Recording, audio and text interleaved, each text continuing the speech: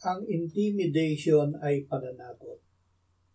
Pananakot ng kamatayan ang sandatang ginagamit ng Diablo upang tayo ay alipinin. Ngunit tayo ay pinalaya na ng Panginoong Hesukristo sa pagkaalipin ito.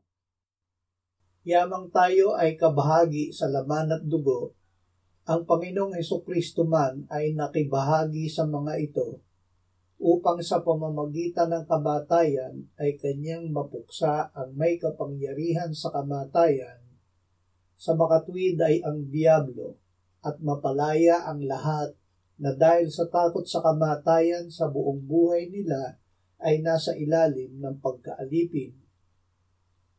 Maraming mananampalataya na alipin ang takot sa kamatayan. Totoo na may kamatayan, nakakatakot manganib na mamatay dahil sa sakit. Kapag tayo ay natatakot, ang kinatatakutan natin ang laging laman ng ating isip. Pagpapala ang mga doktor, ospital at mga gamot, ngunit hindi natin mapapakinabangan ng mga ito kung hindi natin ipagkakatiwala ang ating kalagayan sa Diyos. Kung wala sa Diyos ang ating tiwala, ihinahantad natin ang ating sarili sa intimidation ng Diablo. Malalabanan natin ang Diablo dahil siya ay nagapi na ng Panginoong Hesus. For this purpose the Son of God was manifested, that He might destroy the works of the devil. Nahayag ang anak ng Diyos upang wasakin ang mga gawa ng Diablo. Hindi lamang winasak ng Panginoong Hesus ang Diablo at ang kanyang mga gawa. Nang tayo ay sumampalataya, ang Panginoong Hesus ay nagsimulang manahan sa atin sa pamamagitan ng Espiritu Santo. Ang Espiritu Santo ay Espiritu ng kapangyarihan na nagbibigay ng buhay, nagpapagaling at bumubuhay ng patay. Hindi ipapahintulot ng Espiritu Santo na tayo ay alipinin ng Diablo dahil sa takot sa kamatayan. For God hath not given us the spirit of fear, but of power and of love and of a sound mind. Hindi tayo binigyan ng Diyos ng espiritu ng kaduwagan, kundi ng kapangyarihan at ng pag-ibig at ng matinong pag-iisip.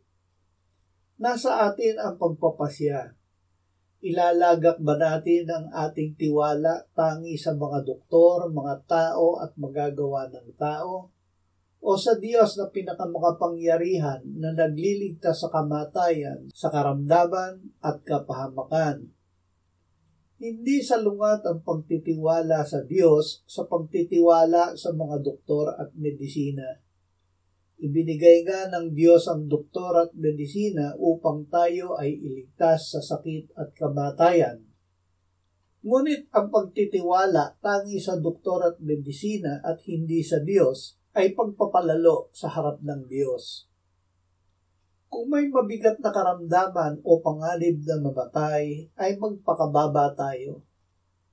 Magpakumbaba tayo sa ilalim ng makapangyarihang kamay ng Diyos at tayo ay kanyang itataas sa takdang panahon.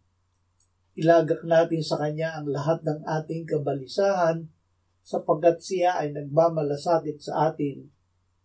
Gamitin natin ang matinong pag-iisip na bigay ng Diyos. Magbantay tayo.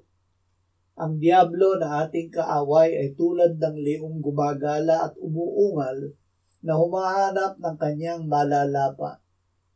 Labanan natin ang Diablo at maging matatag tayo sa ating pananampalataya.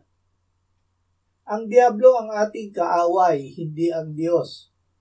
Nalalaman natin na sa lahat ng mga bagay, ang Diyos ay gumagawa sa ikabubuti ng mga umiibig sa Kanya, sa kanila ng mga tinawag alinsunod sa Kanyang layunin. Sapagkat ang mga nakilala niya ng una pa, ay itinalaga naman niya na maging katulad sa larawan ng kanyang anak upang siya ang maging panganay sa maraming magkakapatid. At yaong mga itinalaga niya ay kanya namang tinawag, At ang mga tinawag niya ay itinuring niyang ganap, at ang mga itinuring na ganap ay niluwalhati din naman niya. Ano nga ang ating sasabihin sa mga bagay na ito? Kung ang Diyos ay kakampi natin, sino ang laban sa atin? Ang natatakot sa kamatayan ay ang ating sarili, ang ating dating makasalanang pagkatao, hindi ang ating bagong pagkatao na isinilang na muli ng Diyos. Sinabi ng Panginoong Hesus na tayo ay paunang mamatay sa sarili. Kung ang sino man ay ibig sumunod sa akin, tanggihan niya ang kanyang sarili at pasanin ang kanyang krus at sumunod sa akin. Sapagkat ang sino mang nagdadais magligtas ng kanyang buhay ay mawawala nito, ngunit ang sino mang mawala ng kanyang buhay dahil sa akin ay makakatagpo nito. Ibig ng Panginoong Hesus na tayo ay mamatay sa sarili dahil ibig niya na tanging siya ang mabuhay sa atin. Sa gayon, mananahan siya sa atin ayon sa kanyang sinabi, "Ako ang muling pagkabuhay at ang buhay. Ang sumasampalataya sa akin, bagamat siya'y mamatay, ay mabubuhay. At ang bawat nabubuhay at sumasampalataya sa akin ay hindi mamamatay magpakailanman."